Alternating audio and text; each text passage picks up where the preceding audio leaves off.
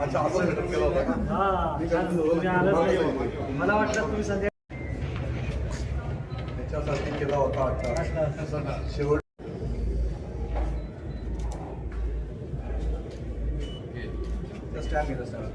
जे झालंय काय नेमकं आव्हान होतं, कसं बघता आणि काय विजन असणार आहे? आज कर्जत मतदारसंघातून पुन्हा एकदा शिवसेना महायुतीचा विजय या ठिकाणी झालेला आहे.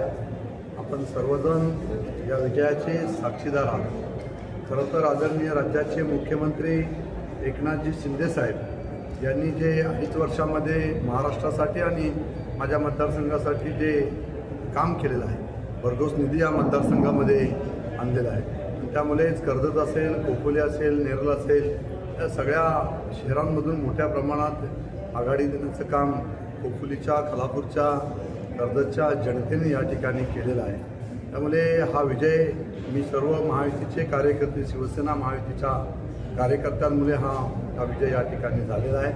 खरं तर ज्या पद्धतीने या महायुतीमधून आपल्याच अलायन्समधल्या असणाऱ्या घटक पक्षांनी अशा पद्धतीने चुकीच्या पद्धतीने मला पाडण्याचा जो डाव आखलेला होता, तो डाव आज खऱ्या अर्थाने शिवसैनिक आणि महायुतीच्या प्रत्येक कार्यकर्त्यांनी मोडीत काढलेला आहे.